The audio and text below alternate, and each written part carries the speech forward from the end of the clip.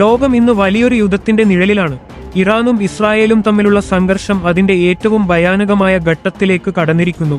കഴിഞ്ഞ മണിക്കൂറുകളിൽ ടെഹ്റാനിലുണ്ടായ സ്ഫോടനങ്ങളും അതിന് തിരിച്ചടിയായി ഇറാൻ നടത്തിയ നീക്കങ്ങളും ഗൾഫ് മേഖലയാകെ വലിയ ആശങ്കയിലാഴ്ത്തിയിരിക്കുകയാണ്. ഇത് വെറുമൊരു വാർത്തയല്ല, മറിച്ച് പ്രവാസികളായ നമ്മളെ ഓരോരുത്തരെയും നേരിട്ട് ബാധിക്കുന്ന വലിയൊരു സുരക്ഷാ പ്രശ്നമാണ്. ഗൾഫ് മേഖലയിലുള്ള പ്രവാസികളോട് എനിക്ക് പറയാനുള്ളത് ഇതാണ്: നിലവിൽ പരിഭ്രാന്തരാകേണ്ട സാഹചര്യമില്ല, എങ്കിലും ജാഗ്രത കൈവിടരുത്. സോഷ്യൽ മീഡിയയിൽ വരുന്ന വ്യാജ വാർത്തകൾ വിശ്വസിക്കരുത്. ഔദ്യോഗികമായ അറിയിപ്പുകൾക്കും എംബസി നിർദ്ദേശങ്ങൾക്കും മാത്രം കാതോർക്കുക. അനാവശ്യമായ യാത്രകൾ ഒഴിവാക്കി സുരക്ഷിതമായ ഇടങ്ങളിൽ തുടരാൻ ശ്രമിക്കുക. നിങ്ങളുടെ പാസ്പോർട്ടും മറ്റ് ID കാർഡുകളും എപ്പോഴും കൈവശം കരുതുക.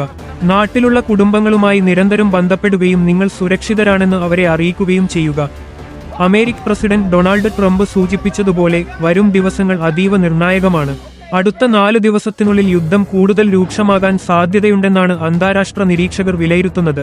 ഇവിടെ പ്രവാസികൾ പ്രത്യേകം ശ്രദ്ധിക്കേണ്ട ഒരു കാര്യമുണ്ട്.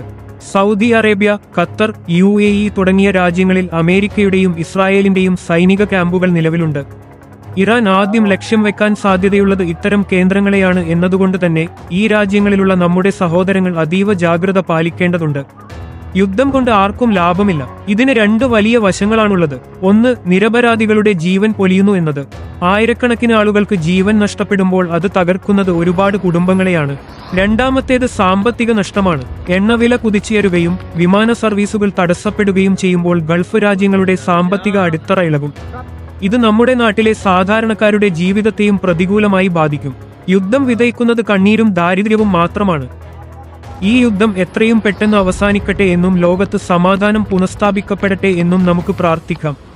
പ്രവാസികളായ നമ്മുടെ എല്ലാ സഹോദരങ്ങളും സുരക്ഷിതരായിരിക്കട്ടെ. ശ്രദ്ധിക്കുക, കരുതിയിരിക്കുക. എല്ലാവർക്കും നന്മ നേരുന്നു.